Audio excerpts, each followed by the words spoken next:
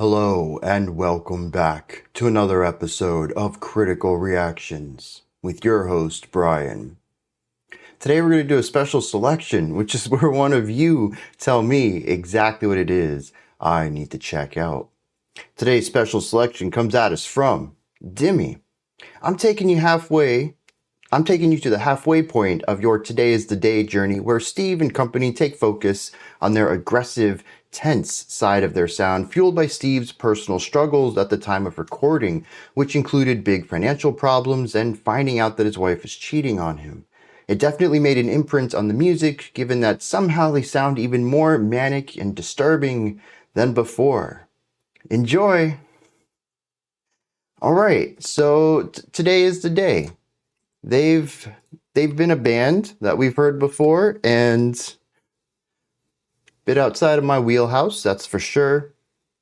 But I'm always excited to check out more from them, see what else I can learn about their style of music. Let's dive into the song, The Man Who Loves to Hurt Himself.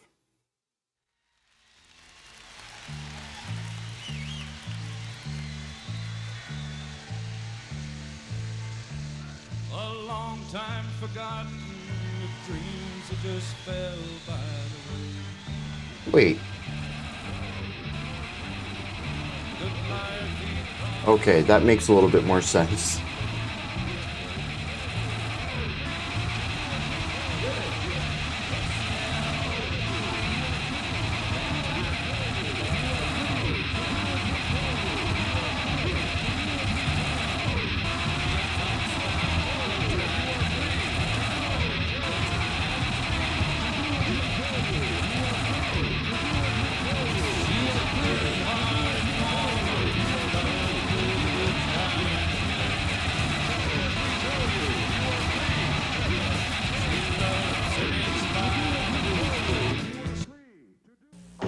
Right now, I want the undivided attention of every God-fearing American citizen. Well, that's certainly a start to a song.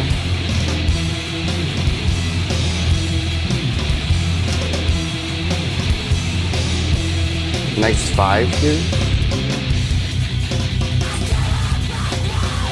Shift into a full. Oh.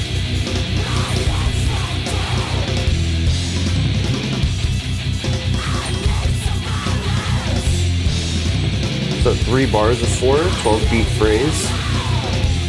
Lots of compression on the vocals.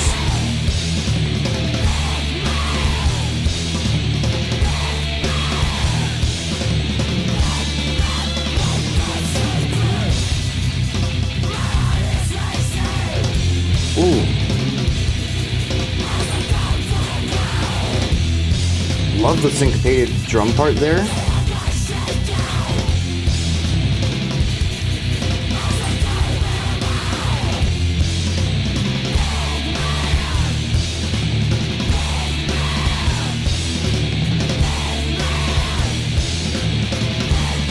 This is a 7.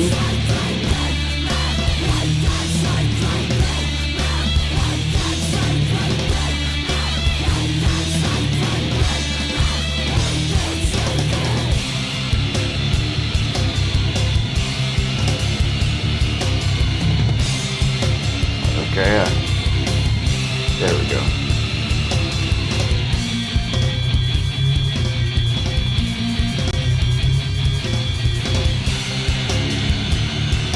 A lot of sonic evolution here, not so much musical evolution though.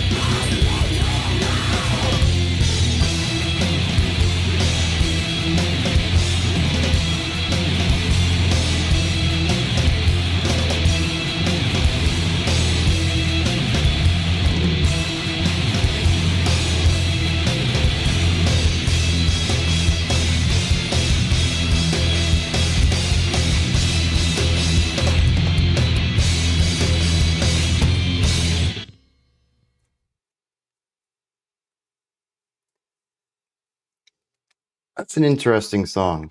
Another one that I think is kind of bouncing off of me subjectively, but there's so many wild ideas in it that it's honestly kind of interesting that it works at all.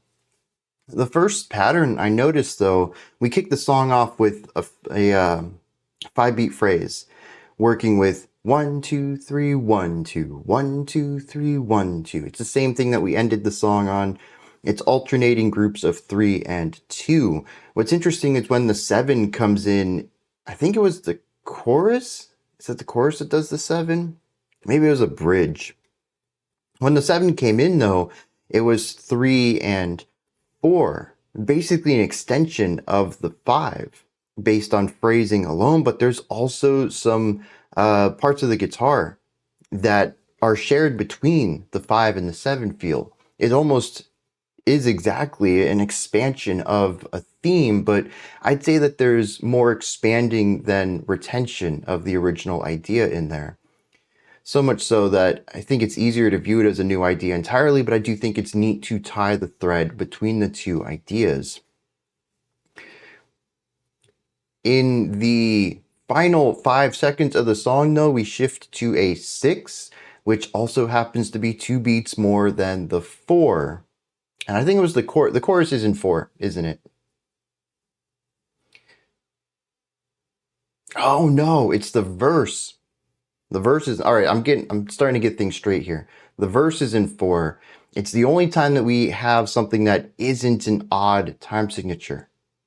I think it's interesting then that we revisit this at the end, once again starting with a group of 3, but instead of moving to a group of 2 or 4 here, we split the difference and do another group of 3. And so it keeps the symmetry of the 4, but it doesn't necessarily keep the pulse of the 4. And a lot of this song is based around this cadence, this pulse of 3 and then something else. So I find it interesting that this 4 doesn't get expanded in the same way, but the 6 that we land on in the final few seconds of the track is also totally different than anything else in the song, and it is also so short-lived, which just makes me wonder why it's there at all. I think it does an okay job of wrapping the song up, but the 5 that we were ending on did a good job of that too, and it brought us full circle to the very beginning of the song. So that actually feels like a more natural place to wrap the track up. And instead he's like, well, let's just add 5 seconds onto this and we're going to do a completely new riff and a completely new time signature. And it just draws attention to itself. I don't have an explanation for why they would choose to do that. I'm just as perplexed as maybe some of you are. But I noticed it. I just don't know why. The song was already doing pretty well, wrapping things up anyway. So I find this to be a really interesting track, just based around time, phrasing, meter in general. It bounces all over the place, but it's always consistent in a way. None of it ever feels wild or too out of place. And I think that's because so much of it is already kind of strange. I mean, we kick off with the 5, which means the beginning of the song is asymmetric in its phrasing. And the rest of the track leans into that too. So it just kind of feels natural by the end of the song. And well, that brings another thing into the fold. We do end on symmetry, even if it is something discovered in the final moments of the track and quickly wraps up afterwards. I don't know. I don't know what it means, but I'm seeing the patterns. I'm just kind of curious what the intention is behind all of it, because I'm not sure I get a lot of meaning out of this. Then there's the intro, like the true intro, not where the song technically starts, like a minute and a half in, when we finally get the riff, the 5/4 riff. There's like a minute of just stuff at the beginning of this track. And I was honestly a little confused because there was clapping and then an acoustic guitar and then a little country drawl thing going on. And I was wondering if was thinking of the wrong band here. But then the noise starts coming in and there's these screams that, interestingly enough, because they're panning from one side to the other, at least the first scream, sounds like a car passing by. The compression, the specific pitch that's being held, and then also the movement, all of it kind of registers as a car going really quickly by you. The other one is, my brain registers that as a scream. I don't know what in particular about it. Maybe it's pitch, maybe it's the speed that it moves might be a little slower than the first one because it also pans from one side to the other. Something about it does register as a human scream, though, where the first one doesn't. I'm pretty sure it is a human voice, but like I said, I kind of hear it as a car passing by. And we have this alternating one scream and then the other scream, and then the first scream, then the second scream. All of this rising in volume, drowning out this original live country performance. Again, I don't know what's going on with that. There's a voice in the background repeating over and over and over, "You have the freedom to do what we tell you," or "Your freedom's constrained." It was something along those lines. I don't remember the exact idea, but that is a pretty good paraphrasing of it, is "You can do what we tell you to do." And then that all cuts out for a deeper resonant male speaking voice that says something about, I remember the phrase God-fearing, but I don't remember anything else in there. It just very demanding, and then that stops, and then the song starts proper. And what does any of this mean? Maybe when I get into the rest of the track, maybe this idea of drowning out country music and having this old white vocal style speech in there makes sense, but I'll tell you, man, just from a sonic perspective, it's very random. Which I'm sure if you were listening, you might have thought the same thing. Where is this going? What's happening here? What's the point of all this? I don't see much of a reason to it, but much like the ending, I'm curious what the intention is. I'm sure there is some sort of meaning behind it, some sort of reason it was added. Sometimes when it comes to composition, there's elements that maybe are subconscious. Just, a part of a riff. It just sounded right to do, or maybe muscle memory kicked in when they were making the riff. They thought it sounded neat, so they did it. And I'm like, oh, that's an interesting addition. Why would they do that? And honestly, they didn't really think much of it. It was just something that came up in the process. But this intro isn't something that just happens while you're making a song. This is all intentional. What does this intro mean?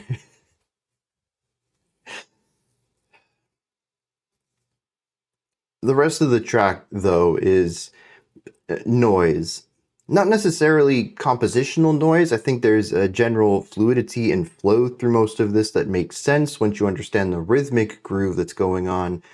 But it is loud and noisy and abrasive. The guitars are massive, fuzzy, even sludgy at times, I would say. The vocals are split and compressed so much. And I actually think that there's not just a splitting of the vocals, but double tracking, where the vocals have actually been recorded twice. I hear subtle differences in attacks and releases, but there's also differences in compression of the two as well. We haven't just split the vocal, we have created two distinct vocal ideas that happen to be 95% in sync, but not entirely. And sonically, it also is very similar, but not identical. This also feels incredibly intentional, as there's a lot of figurative ways to read into this. And it could have to do with division in like a small schism, a small crack in a group or in a relationship between two people or in oneself. This could be, the crack that starts the whole thing and causes a massive rift between two people or things or ideologies or whatever.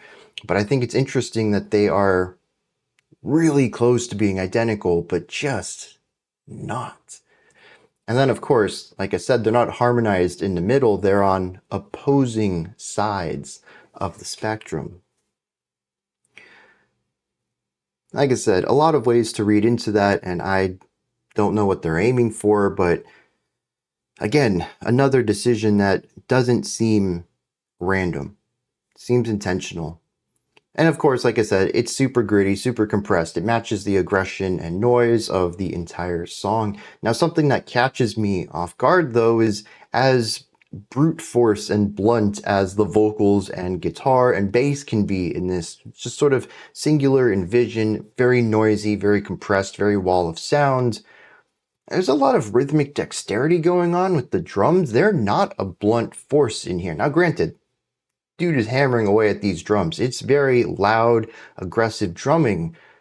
But there's a dexterous technical side to the composition itself. And I find that where the rest of the track feels like a blunt weapon, this feels more deft. And I'm kind of curious where the drummer sits on this. I think it's absolutely phenomenal, though. Did the drummer do this because they simply wanted contrast? They didn't want the song to just be this singular vision? Or is this, again, something to read into, a thematic idea here? We already have the idea of division between two ideas with the vocals. This is a pretty big division against the rest of the track. And there's even the stark division between the first minute and everything that comes after it. The idea of opposing concepts, wildly, drastically opposing ideas, is rather persistent through this song. You start with one thing, but you end up getting something else. The intro leads to the song proper. Here, this big wall of sound is paired with a rather technical drum part. Lots of syncopation, lots of groove. The snare work alone is really interesting, but I love how it is syncopated against the hi-hat work. Both of them being rather intricate on their own, but really complex combined.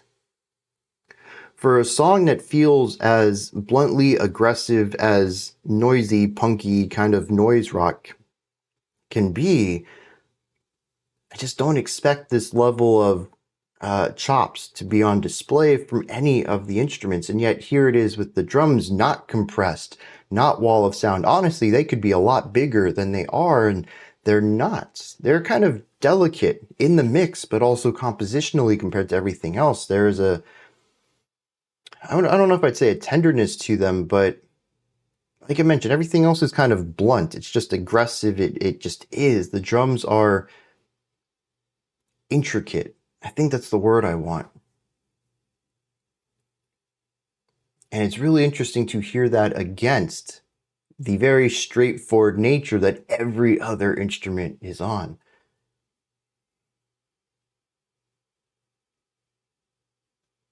It's an interesting song. I think that's where I can put it right now, but I don't get it artistically. I appreciate a lot of the elements to it, but I don't understand this song. And I'm not the audience for it, that's for sure.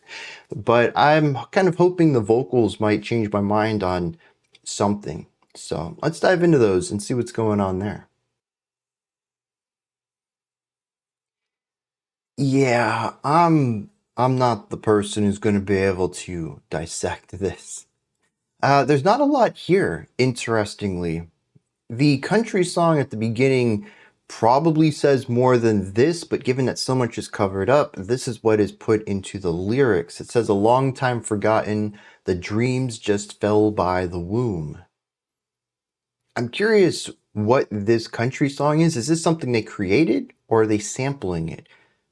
Because I think that it's just as important what is being omitted by the screams and the noise and the shouting as what is audible. What is it that this person was singing originally, if this is a sample, that is no longer hearable because of everything around it? I couldn't find this information though. There is the repeated mantra. It says, "You are free to do as you're told." I was close. Like I said, I paraphrased it well, but it was not the right phrase itself. So there's an element of control here under the guise of freedom. And then the spoken word part says, "Right now, I want the undivided attention of every God-fearing American citizen." I don't know if this has much to do with anything else, but it does appear right before the song proper starts, and to me, if anything else, it's just more of a call to attention. You may have been drifting because of all this repeating screams and noise, but listen up, dude. Song's starting now. I'm just kind of checking in right here. There are, though, even if you're going to use a sample here, which I think it is, but again, I don't have a source for the sample, so maybe it isn't. There's a lot of ways to call the attention of the listener. Was it purposeful that this person used the sample or wrote a part that specifically brings up not just everyone's undivided attention, but the undivided attention of every God-fearing American citizen? That's a very specific phrase right there. I will say this, though, none of the rest of the lyrics seem to have anything to do with these opening samples, though. The verse says, "I came out backwards, my head's fucked up, I need some violence, I need some real love." So right now we already have the idea of sort of not being mentally stable or not being even societally mentally stable. It says that he came out backwards. So his world's kind of reverse from most people's. And the third line, I think, reinforces that he equates real love with violence. Now, right off the bat, we could see this as some crossed wires, possibly due to some trauma. But what's interesting is that the second verse almost leans this into more of a sexual kink direction rather than a literal messed up element in how this person perceives and relates affection and attention. The second verse says, "My heart is racing as I'm thrown to the ground. The earth was shaking as I came in her mouth." This reads, I mean, it's impossible not to read this as sexual, but it also has the narrator being thrown around. This brings the violence into the picture, but it's also violence during sex. And he says the earth was shaking. This was a very extreme, intense experience. So if we read that line, "I need violence, I need real love," and then we see this verse, which is about a sexual encounter where he is being, it is more violent than normal. Being thrown to the ground definitely has some violent words to it, but honestly, it's kind of a tame 3 lines, too, in the realm of sexual violence. But I think that we can read these two together. The final verse is just the first verse again, and the chorus says, "Big man, wipe that slate clean." And I have no idea how to interpret that against everything else.